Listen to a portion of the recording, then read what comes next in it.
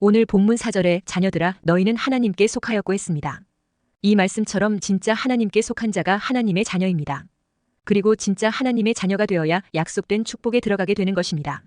주일날 교회 와서 예배만 드리고 평상시에는 전혀 크리스천처럼 살지 않는 분들을 가리켜 선데이 크리스천이라고 말합니다. 우리가 진정한 축복의 사람이 되려면 명목상 기독교인이 아니라 전심으로 예수님을 따르는 사람이 되어야 합니다. 다른 말로 종교 생활이 아니라 신앙 생활을 해야 한다는 것입니다. 교회에 출석해도 예수님 중심이 아니라 나 중심의 삶을 산다면 그것은 신앙 생활이 아니라 종교 생활이라고 할 수 있습니다. 하나님의 이름을 부르고 가끔 성경도 보지만 예수님의 뜻대로 살려는 삶의 방향성이 없으면 참된 기독교인이 아니라는 것입니다. 예수님 당시 대부분의 유대인들은 명목상으로만 하나님의 자녀였습니다. 그들이 겉으로는 하나님을 경외하고 사랑하는 것처럼 보였지만 실상은 그렇지 않았습니다. 성경 말씀을 읽고 여러 규례들을 지켰지만 결정적으로 그 중심에 하나님을 향한 사랑이 없었습니다.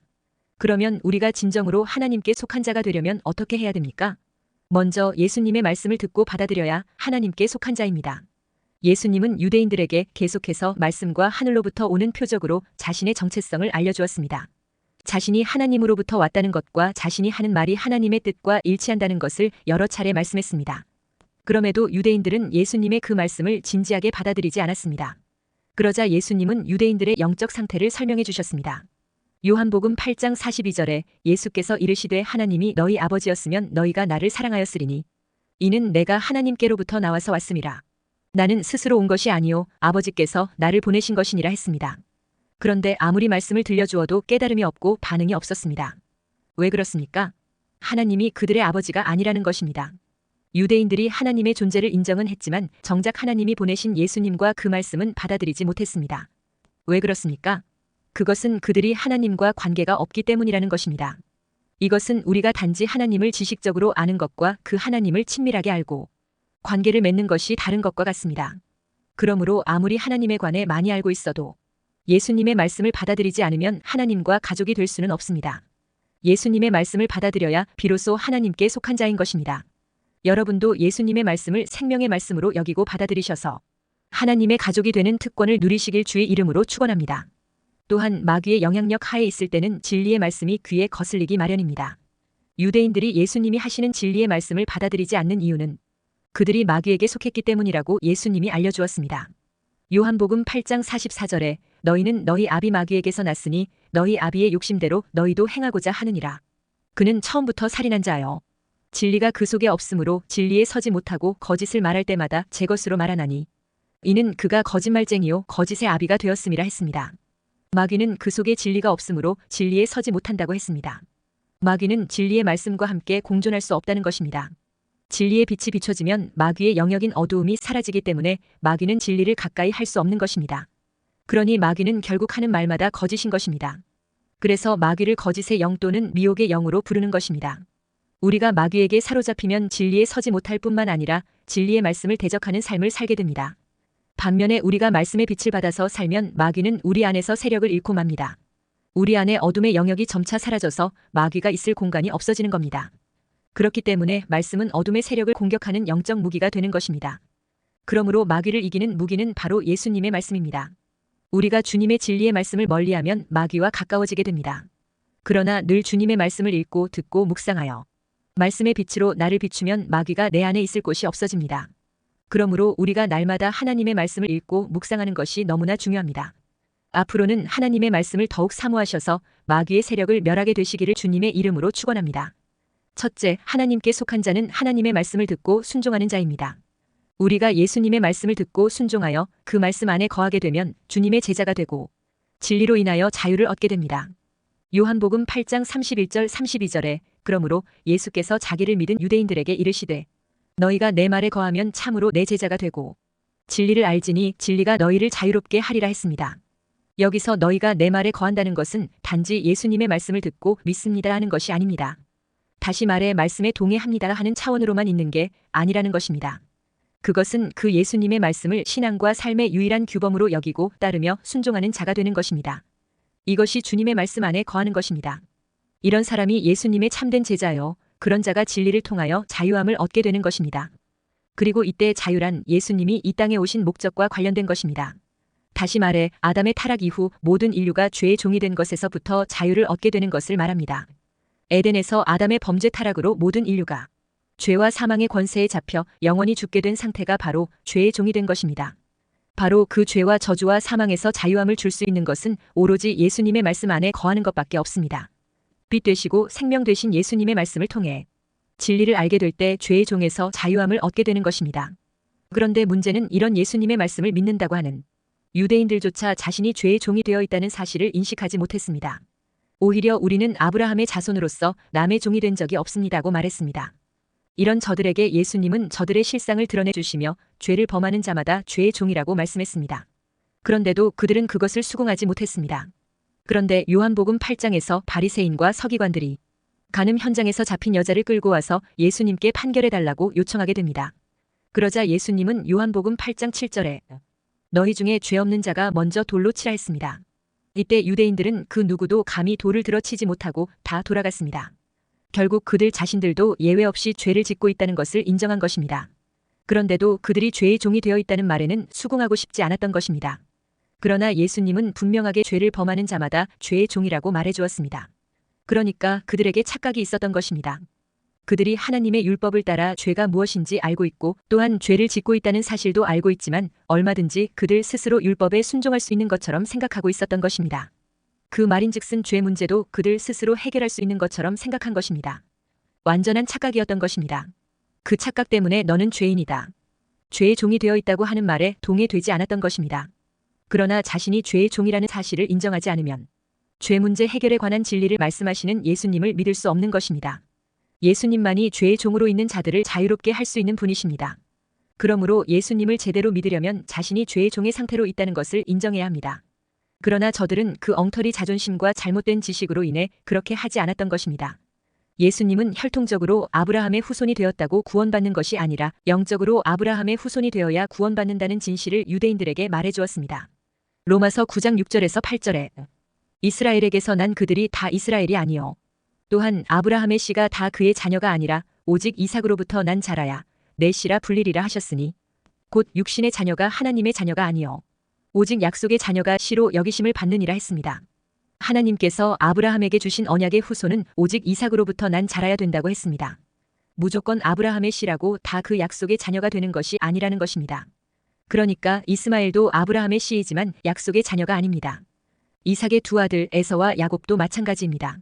그들 모두 아브라함의 씨라고 할 수 있지만 한 사람은 육신을 따라 난 자요 다른 한 사람은 약속을 따라 난 자입니다. 쉽게 말해 육적 이스라엘이 있다면 영적 이스라엘도 있다는 것입니다. 혈통으로는 아브라함의 자손이라고 할 수 있지만 그들 모두가 영적 아브라함의 자손들이냐? 그렇지 않다는 것입니다. 그러므로 혈통적으로 아브라함 자손이라고 해서 그들이 영적 아브라함의 자손이냐?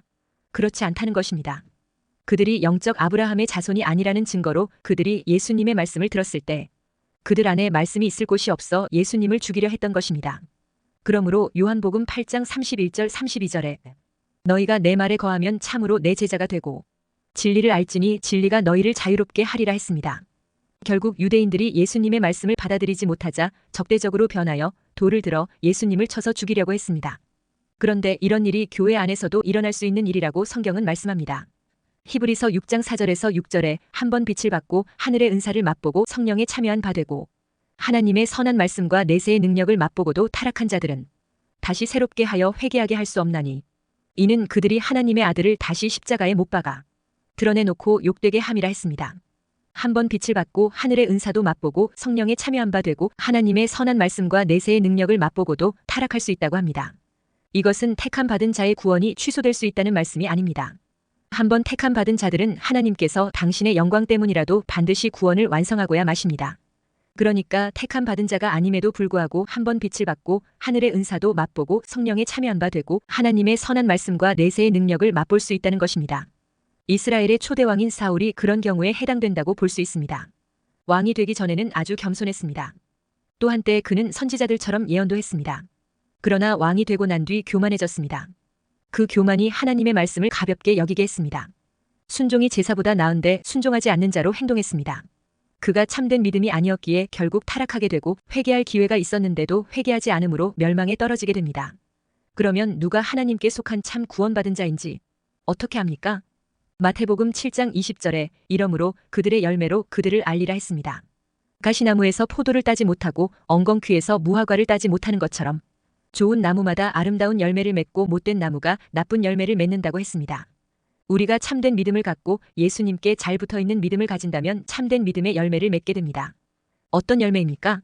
성령의 열매입니다. 사랑과 희락과 화평과 오래 참음과 자비와 양선과 충성과 온유와 절제의 열매입니다. 물론 우리가 참된 믿음을 가지고 있다 할지라도 우리 안에는 여전히 부패한 본성이 있습니다. 그래서 때로는 부패한 본성의 열매를 맺히기도 합니다. 베드로도 바른 신앙 고백으로 큰 칭찬을 들었으나 얼마 가지 못하여 사단아 내 뒤로 물러가라 너는 나를 넘어지게 하는 자로다 하는 책망을 듣기도 했습니다. 또 그는 예수님을 배신하고 3번이나 부인하기도 했습니다. 그러나 다시 회개하고 돌아섰습니다. 그리고 기도하여 성령 충만과 함께 말씀을 가까이 함으로 점점 승리하는 열매를 맺히게 되었습니다. 그러므로 기도하면서 하나님의 말씀을 듣는 자가 되어야 합니다. 들려지지 않는다면 하나님의 말씀이 들릴 수 있도록 기도해야 합니다. 하나님의 말씀과 무관한 자는 하나님께 속한 자가 아닙니다. 지금은 무관한 것처럼 보일 수 있지만 하나님께서 그를 그에게 속한 자로 부르셨다면 반드시 그의 말씀으로 거듭나게 하시고 그의 말씀으로 거룩하게 하실 것입니다. 그렇기 때문에 참된 믿음의 소유자는 결코 하나님의 말씀으로부터 떨어질 수 없습니다. 주님의 말씀을 가까이 할 때 하나님을 가까이 하는 자입니다. 하나님의 말씀을 가까이 하며 순종하는 믿음의 사람이 되시기를 축원합니다. 둘째, 너희 안에 계신 이가 세상에 있는 자보다 크심이라 했습니다. 본문 4절에 자녀들아 너희는 하나님께 속하였고 또 그들을 이기었나니 이는 너희 안에 계신 이가 세상에 있는 자보다 크심이라 했습니다. 구원받은 우리는 진리의 영으로 인도받는 자들이고 세상에 있는 자들은 미혹의 영의 인도를 받는 자들입니다. 그래서 오늘 본문 6절에 우리는 하나님께 속하였으니 하나님을 아는 자는 우리의 말을 듣고 하나님께 속하지 아니한 자는 우리의 말을 듣지 아니하나니 진리의 영과 미혹의 영을 이로써 아느니라 했습니다. 진리의 영과 미혹의 영은 하나님의 영에 속한 사람과 마귀의 영에 속한 사람을 분별하는 기준입니다.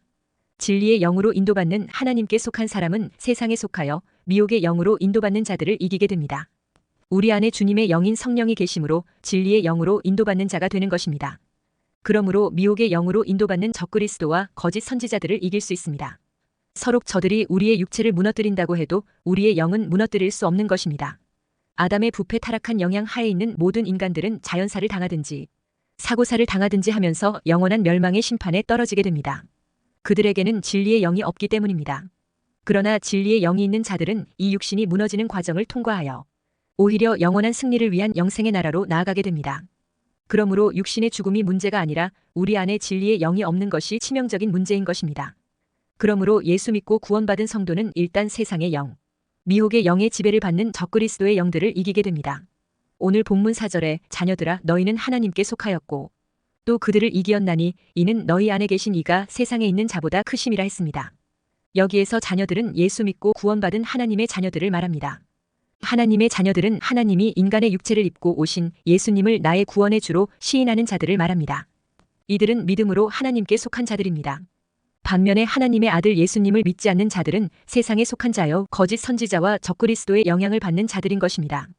이들은 예수님이 하나님이 되시며 동시에 인간의 육체를 입고 세상에 잠깐 오셨던 사실을 부인하는 자들입니다. 본문 4절에 너희는 하나님께 속하였고 또 그들을 이기었나니 했습니다. 여기서 이기었다는 것은 헬라어로 네니케카테로 정복하다, 승리를 거두다, 극복하다는 의미의 완료형입니다.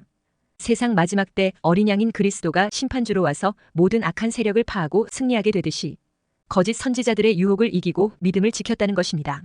완료 시제를 사용하여 성도들의 승리가 이미 성취되었고 현재에도 지속되고 있다는 말을 하고 있습니다. 진리의 영이 있는 자는 사망의 권세를 확실하게 깨트린 예수님의 십자가와 부활로 사망과 사단에 대한 승리가 이미 이루어졌다는 것입니다. 그러므로 셋째, 하나님께 속한 자로서 이미 이루신 승리를 누리며 살려면 바른 믿음과 말과 행동을 하며 살아가야 합니다. 우리가 우리의 힘으로 불가능한 상황을 해결받으려면 창조의 하나님을 믿어야 합니다. 그래서 오늘 본문 4절에 자녀들아 너희는 하나님께 속하였고 또 그들을 이기었나니 이는 너희 안에 계신 이가 세상에 있는 자보다 크심이라 했습니다. 우리가 세상에서 어떤 문제를 만나더라도 그 문제보다 비교할 수도 없을 정도로 더 크신 하나님을 믿고 의지해야 합니다. 그러나 출애굽했던 하나님의 백성 이스라엘은 광야에서 고기가 먹고 싶었는데 그 문제가 해결되지 않아 하나님과 모세를 원망했습니다. 심지어 모세조차 그 문제를 능히 해결해 주실 수 있는 전능하신 창조주 하나님의 능력을 믿지 못했습니다. 모세는 백성들의 원성에 낙담이 되어 하나님, 내가 이 백성들을 잉태하였습니까? 차라리 죽여주시옵소서 하며 부정적인 말을 했습니다. 그뿐 아니라 하나님께서 내가 그들에게 고기를 주워 먹게 하겠다고 말씀하시는데도 불구하고 떼와 양떼를 잡은들 조카오며 바다의 모든 고기를 모은들 조카오리이까? 하며 의심했습니다. 분명히 모세와 이스라엘은 똑똑히 목도했습니다. 홍해 바다를 육지같이 가르고 지나가게 하시는 하나님의 능력도 체험하고 하늘에서 내린 만나도 먹었고 반석에서 나온 기적의 물도 마셔보았습니다. 그런데도 창조주 하나님의 전능하신 능력을 믿지 못했습니다. 우리를 도우시는 여호와의 손이 짧아진 것이 아닙니다. 우리의 믿음이 짧아진 것입니다. 사라지고 없어지고 짧아진 내 믿음을 탓해야 하는 것입니다. 예수님의 공생의 가운데 큰 기사와 이적을 행하신 비결도 하나님의 손을 힘입는 것이었습니다. 누가복음 11장 20절에 그러나 내가 만일 하나님의 손을 힘입어 귀신을 쫓아낸다면 하나님의 나라가 이미 너희에게 임하였느니라 했습니다. 하나님의 손과 같이 역사하시는 분은 하나님의 성령이십니다. 에스라 8장 22절에 이는 우리가 전에 왕에게 아뢰기를 우리 하나님의 손은 자기를 찾는 모든 자에게 선을 베푸시고 했습니다. 전도서 2장 24절에 사람이 먹고 마시며 수고하는 것보다 그의 마음을 더 기쁘게 하는 것은 없나니 내가 이것도 본즉 하나님의 손에서 나오는 것이로다 했습니다. 창조주 하나님은 우리 인생들이 필요한 것이라면 무엇이든 만들어내고 예비하시는 여호와 이레의 하나님이십니다. 나무가 열매 하나를 만들려면 30 내지 50개의 잎이 있어야 필요한 수분과 영양분을 빨아올릴 수 있다고 합니다. 그런데 실제로 1000개 열매가 맺히면 평균 10만 개의 잎을 가지고 있다고 합니다. 3만 내지 5만 개의 잎이면 되지만 하나님께서 비바람에 잎이 떨어질 것 등을 다 예상하시고 넉넉히 예비하시는 것입니다. 하물며 하나님의 형상대로 지음받은 인간이 필요한 것을 넉넉히 예비해 두시지 않았겠습니까? 그러므로 우리는 전능하신 하나님께 속한 자답게 긍정적인 신앙과 믿음의 말을 해야 합니다. 역경과 불가능한 상황에 처할 때 우리의 생각과 말이 부정적으로 되지 않도록 조심해야 합니다. 하나님은 노아 홍수 심판 때 창문을 옆으로 내지 않게 했고 3층 꼭대기에 하늘로 향한 창인 뚜껑식 창만 가지게 했습니다. 방주에 타서 무서운 홍수를 내다보지 말고 하나님만 바라고 믿고 의지하라는 것입니다.